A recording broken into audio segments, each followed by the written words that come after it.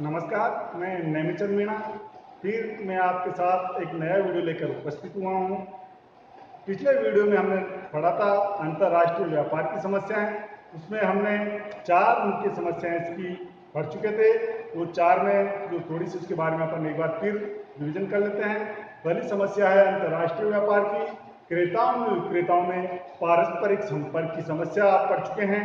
दूसरी समस्या है क्रय विक्रय संबंधी शर्तों की समस्या, इसका भी हम अध्ययन कर चुके हैं। तीसरी विनिमय दरों में उतार चढ़ाव की समस्या, इसका भी हम अध्ययन कर चुके हैं। तो चौथी समस्या है वो है व्यापार नियंत्रण नीति संबंधी समस्या है। इसके बाद में जो समस्या आती है वो है भुगतान संतुलन संबंधी समस्याएं।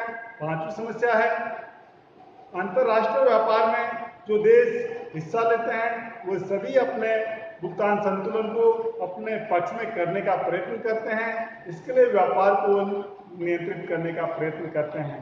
तो दूसरा देश भी अपने भुगतान संतुलन को अपने पक्ष में करने के लिए वो भी प्रयत्न करता है। ये एक दूसरे की बदले की भावना में काम करते हैं और अंतर्राष्ट्रीय व्यापार को नियंत्रित करने का प्रयत्न करते हैं। अगली जो समस्या है आयात निर्यात की औपचारिकताओं संबंधी समस्या है। आयात निर्यात की जब हम बात करते हैं तो कहीं ना कहीं हमें बहुत सारी औपचारिकताओं का पालन करना पड़ता है। पहली औपचारिकता आपके लाइसेंस को प्राप्त करने की है। दूसरी औपचारिकता माल को खरीदने से लेकर बेचने तक, यानी क्रेता अपने माल को अपने गोदाम से लेकर सामने वाले के गोदाम तक पहुंचाने के बीच में बहुत सारी प्रोसीजर लंबी चौड़ी, माल को पैकिंग करना, जहाज में लदान करना, गोदाम से निकलाना, उस देश के बंदरगाह पर उतारना, बहुत सारी समस्याएं औपचारिकता हैं जिनका पालन करना पड़ता है। इसके बाद में अगली जो समस्या है माल के पैकिंग तथा सुपुर्दगी संबंधी समस्याएं हैं।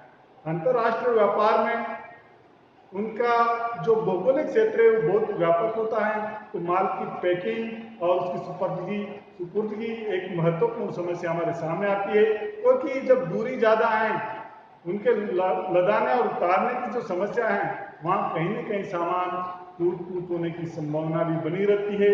लंबे समय में लंबा होता है, जिसके कारण कई प्रकार की अनिश्चितताएं यहाँ पर हमारे सामने आती है कि सामान जिस डेट को दिया किस डेट को पहुंचेगा। बहुत सारी समस्याएं हमारे अंतर्राष्ट्रीय व्यापार में हमारे सामने आती है। अगली समस्या है आपके जोखिमों की भरमार। अंतर्राष्ट्रीय व्यापार की जब हम बात करते हैं तो यहाँ पर जोखिमों का भरमार है।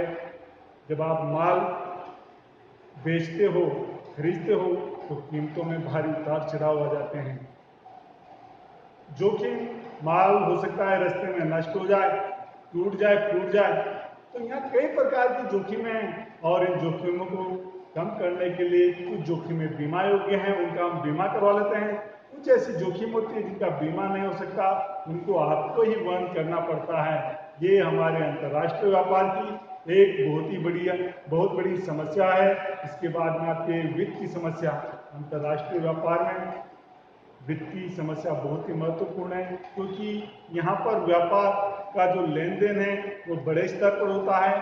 जो वित्त की मात्रा है वो बहुत अधिक होती है। जो निर्यात करता देश है वह वित्त, यानी जो निर्यात करता जो देश है वो अपना भुगतान तुरंत प्राप्त करना चाहता है, जबकि आयात करता देश जब तक उसकी डिलीवरी हो सामानों की तब भुगतान करना चाहता है। इन दोनों के बीच का जो अंतराल है कहीं ना कहीं ये हमारे लिए एक समस्या पैदा करता है, और इस समस्या को भी अपने यहाँ एजेंटों के माध्यम से या वित्तीय संस्थाओं के माध्यम से दूर करने का प्रयत्न किया जाता है। अगली आती है आपके अंतर्राष्ट्रीय तरलता की समस्याएं।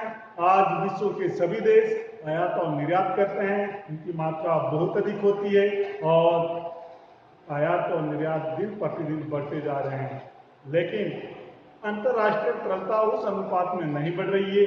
तो कहीं ना कहीं वित्त की समस्या भी अंतर्राष्ट्रीय व्यापार के सामने खड़ी हो जाती है। अगली आती है क्षेत्रीय गठबंधनों की समस्या। विश्व के अलग अलग देश है, विकासशील, विकसित, पिछड़े हुए, कहीं ना कहीं ये गुट बना लेते हैं। ज़्यादातर जैसे यूरोपीय संघ, ये अपने हितों की पूर्ति के लिए अंतर्राष्ट्रीय व्यापार को अंतर्राष्ट्रीय व्यापार को प्रभावित करने का प्रयत्न करते हैं। ये अपने हितों के लिए जो दूसरे देश है विकासशील पिछड़े, उनको कहीं न कहीं ये दबाने का प्रयत्न करते हैं और ये हमारे सामने एक भयंकर समस्या के रूप में आती है, जिसका समाधान शायद ही अभी तक है। अगली जो समस्या है राशि पातन की समस्या।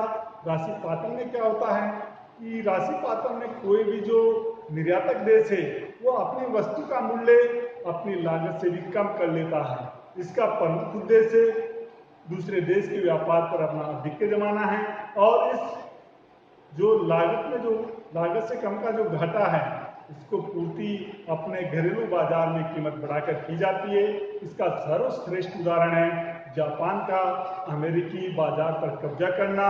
अगली जो समस्या है आपके भुगतानों की समस्या है।